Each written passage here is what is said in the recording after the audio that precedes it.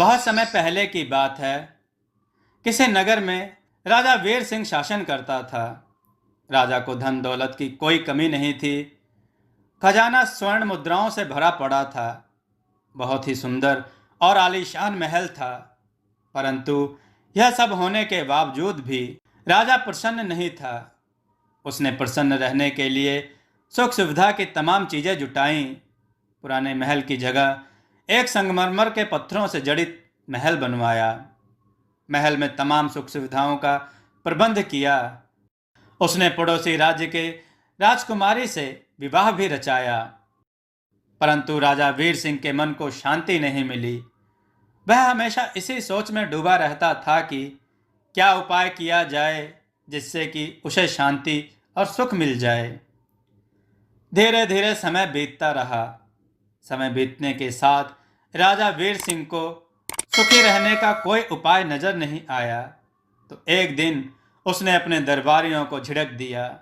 वह बोला, तुम इतने लोग दरबार में बैठे हो, तुम्हें इस बात का पता क्यों नहीं है कि मैं सुखी क्यों नहीं रह पाता हूं? आप लोग कोई उपाय क्यों नहीं बताते कि मुझे क्या करना चाहिए? राजा वीर सिंह को गुस्से में देखकर सारे दरबारी सहम गए। उनमें से एक दरबारी, जो बुद्धि से तेज माना जाता था, उसने हिम्मत कर कहा, महाराज, मेरी आपको एक सलाह है। आप जब भी कोई काम नहीं कर रहे हो तब आपको कोई खेल खेलना चाहिए। इससे आपको सुख प्राप्त होगा। इस पर राजा क्रोधित हो गया। नहीं, मैं ऐसे थका देने वाले काम नहीं कर सकता। तब एक दूसरे दरबारी ने कहा, महाराज, आपको खाली समय में नीले आसमान को निहारना चाहिए। इससे आपके दिल को शांति मिलेगी और मन को सुख। दरबारी के इस सुझाव पर तो राजा वीर सिंह उबल ही पड़ा। वह गुस्से से चिल्लाया, नहीं, मैं जब भी आकाश की तरफ देखता हूं मुझे चंद्रमा और तारे नजर आते हैं। उनको देखकर क्रोध से मेरा हृदय फटने लगता है, क्योंकि मैं उन्हें गिन नहीं पाता हूं। उनको देखकर क्रोध से मेरा हृदय फटा जाता है और मेरे मन को सुख नहीं प्राप्त हो सकता। राजा का क्रोध भरा उत्तर सुनकर सभी दरबारियों में मौन छा गया। जब काफी देर तक चुप्पी छाई रही तो एक बुजुर्ग दरबारी ने कहा, महाराज, संगीत के बारे में आप क्या सोचते हैं? संगीत दुखी व्यक्ति को राहत देता है, वह मनुष्य को प्रसन्न कर देता है। हम आपको प्रतिदिन उत्तम कोटि का मनोहारी संगीत सुनाएंगे। दरबारी का सुझाव सुनकर राजा वीर सिंह तैश में आकर खड़ा हो गया।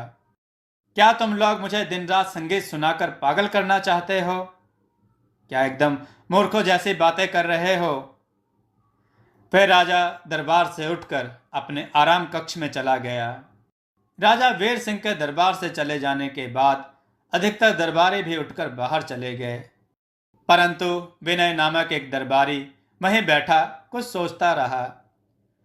काफी देर सोच विचार के बाद वह राजा वीर सिंह के आराम कक्ष में गया। वहां जाकर उसने कहा, महाराज, मुझे एक उपाय सूझा है। अगर आप वह काम कर लें तो आप अवश्य ही सुखी रहने लगेंगे। राजा वीर सिंह ने उत्सुक होकर पूछा, जल्दी बताओ, क्या उपाय है?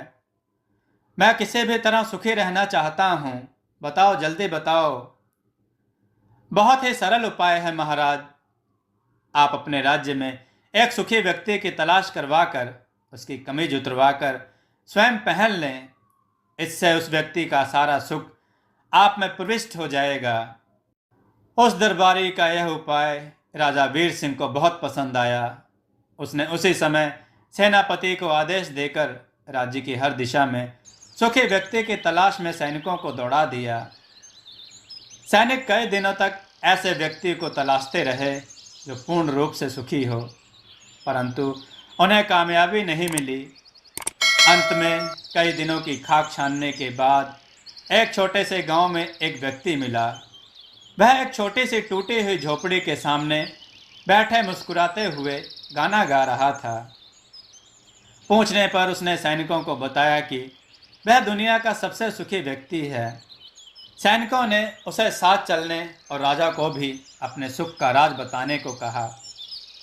कई दिनों की यात्रा के बाद सैनिक उस व्यक्ति को लेकर राजधानी पहुंचे। वहां पहुंचकर उन्होंने इस बारे में राजा को सूचना दी। यह समाचार पाते ही राजा व्याकुल हो उठा।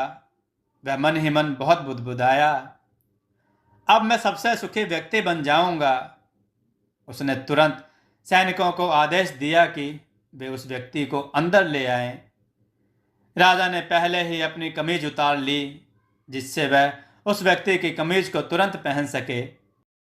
तभी द्वार खुला और वह व्यक्ति उसमें प्रविष्ट हुआ। राजा ने कहा, आओ दोस्त, जरा अपनी कमीज उतार कर मुझे दो। इस पर व्यक्ति मुस्कुराया और राजा के पास खड़ा हो गया। हाय, यह क्या?